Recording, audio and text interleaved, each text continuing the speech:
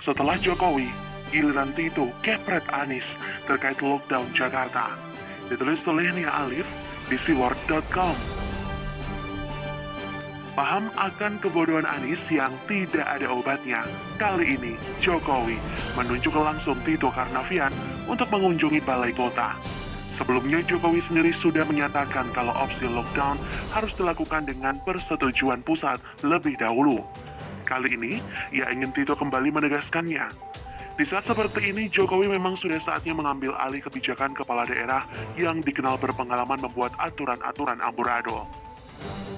Seperti kebijakan Anies soal pembatasan rute dan jam operasional MRT, LRT, dan bus Transjakarta.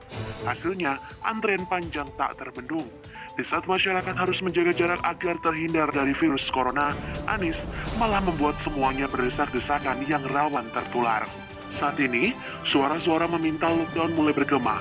Meski Jokowi bisa memindahkan pusat pemerintahan ke Bogor, tapi dia masih memiliki hati untuk warga Jakarta. Bila kewenangan lockdown tidak diambil alih dan digunakan Anies untuk mengunci Jakarta, korbannya tentu semuanya warga DKI. Kalau mengatasi banjir dan macet saja Anies tak mampu dan gagal, apalagi mengatasi kepanikan akibat lockdown, khususnya menjamin kebutuhan warganya. Anies sudah terkenal tak peduli dan tutup mata. Contohnya, soal harga masker yang membumbung tinggi yang dijual Pemprov DKI. Untuk itu, Jokowi gerak cepat mengutus Tito ke balai kota.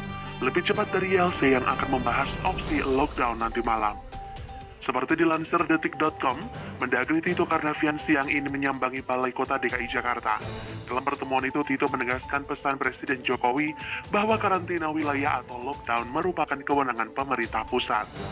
Kata Tito dalam konferensi pers di Balai Kota DKI Jakarta, Pak Presiden telah menyampaikan bahwa untuk karantina kewilayahan, kepala daerah harus konsultasikan dengan pemerintah pusat. Turut hadir dalam konferensi pers ini Anies Baswedan. Kata Tito, kita tahu bahwa dalam undang-undang kekarantinaan kesehatan dikenal dengan mulai karantina rumah, rumah sakit, wilayah, dan sosial. Nah, ini untuk pembatasan wilayah yang kadang kita sebut dengan istilah lockdown. Dalam undang-undang itu ada 7 yang dipertimbangkan. Tito mengatakan melakukan karantina wilayah tidak cukup dengan mengacu pada undang-undang karantina semata. Sebab, karantina akan berimbas pada aspek ekonomi dan aspek sosial keamanan. Kata Tito, kami sampaikan karantina kewilayahan ini karena menyangkut aspek ekonomi. Maka selain undang-undang itu, untuk pembatasan wilayah dan pembatasan sosial dalam jumlah besar itu adalah menjadi kewenangan pusat. Ekonomi juga berkaitan langsung dengan wilayah moneter dan fiskal menjadi yang merupakan kewenangan pemerintah pusat. Kata Tito, semoga Anies bisa mengerti dan menurut perintah pusat yang disampaikan secara langsung. Dia tidak boleh lagi mencari-cari panggung lewat kasus corona. Anies mungkin berpikir bagaimana menyelamatkan mukanya dari kegagalan banjir, macet, sampah, dan Formula E yang sepi peminat. Makanya, kasus corona dibuat untuk kampanye dirinya seakan lebih tanggap dari pusat. Tapi, ketidakmampuan Anies langsung dijawab oleh Tuhan. Kebijakannya soal pembatasan rute KRL menampar mukanya kembali dan menampakkan ketololannya. Itulah makanya jangan bermain-main dengan wabah yang menyangkut nyawa. Kalau ada lonjakan kasus di DKI 2 minggu ke depan, Anies patut bertanggung jawab. Semoga negara ini bisa segera keluar dari masalah pandemi global. Opsi lockdown adalah pilihan terburuk karena berdampak pada menurunnya ekonomi negara yang akhirnya bisa jadi penjarahan dan kerusuhan.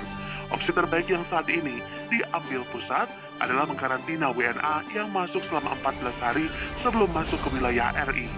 Harusnya masyarakat juga ikut sadar diri.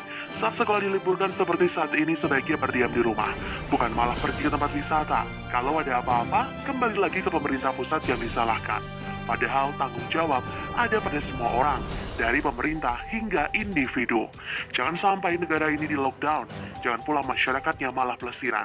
Berdiam di rumah sambil mencari kesibukan membaca atau menonton lebih baik ketimbang menanggung akibat buruk bepergian di kemudian hari. Begitulah kura-kura.